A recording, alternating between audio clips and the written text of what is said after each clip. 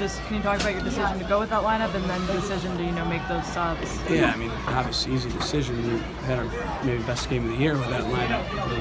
So what we need to look at is was it off day? That happens. Obviously when I look at that first half, it was an outlier with regards to how we've been playing.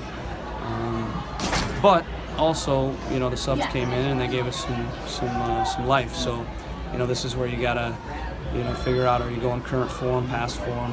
We have a lot of evidence, with the lineup we started the game, that was a good lineup. And look no further than Orlando. We were electric in that game, and we got a clean sheet and scored 3 goals. Should have had more.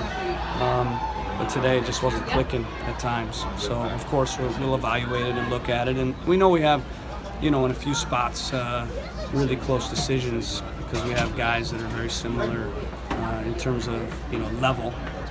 Maybe not similar in terms of what they bring, but in terms of level, we have, some decisions to make, I think, moving forward. A lot of different looks from San Jose tonight compared to the last game. Did that throw a little bit of a wrinkle at you guys?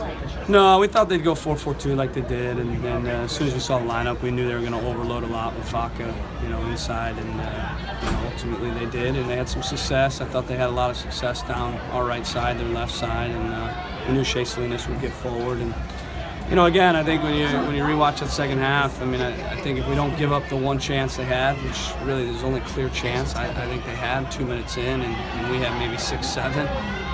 The game could have gone different, but ultimately it wasn't enough today. And that first half, we didn't play well enough, and credit to them, they were excellent in that first half.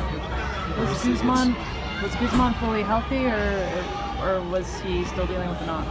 Yeah, no, he was healthy. Obviously played at the end, yeah. So, again, Jamie, look at the last lineup. We played really well with that. Ultimately I went with that because we played really well with that lineup. So, obviously when you don't get the lineup the next time, you're going to get second-guessed. I take that, no problem. But in the end, I'm not going to change a team that won 3-0 and had our best game of the year. It's unrealistic to expect Diego to score every match, but, those couple of chances he had in the first half, were you surprised? Yeah, again, when you're scoring like he has been, eventually it's going to run out. That's law of averages, so it's going to happen at some point. He wasn't going to score for 30 straight games in a row, so today wasn't his day. And I told the guys too, again, looking at the last 9, 10 games, that first half was an outlier, and so I'm not going to read into it too much. Obviously, we need to learn from it. But at the same time, ultimately we're going to keep a steady hand. We're not going to panic because we had one bad half, because it happens. And good thing it happened now and not in the playoffs. How damaging is this? Obviously it's super tight at the top of the West. How damaging is this loss in terms of maybe getting a bye or home field advantage? Obviously it's tough timing to have a performance like we did in the first half, but ultimately, again, I'd rather get it out of our systems now. We've been on a good run, we've been playing well, and things have been clicking for us, so I think in some ways maybe taking this loss sharpens us up, focuses us up for the last 2, which are at home. So, again, would we have liked to win all 3, in these last 3? Yes, of course. But would that have happened? Maybe. But ultimately it didn't happen, so now we got to win the last 2. You've gone through a few seasons now with this break right before the playoffs. How does the team come in for this break, and what are you going to concentrate on for the time you have off before those last 2 games? Yeah, I think mostly just rest, recover, recharge, sharpen up some things. But again, you can't let one bad half get in the way of all the good stuff that we've been doing, and we've been in excellent form. And I think when you're in good form, sometimes you get a little complacent, and then you wake up a bit. And so I think again, it's good timing. We'll get that out of our systems, and we'll focus, and we'll have 2 good home games. And the goal will be to get 6 points. When that good run was going on, was it that consistency of a level from game to game that you think was the most responsible? Yeah.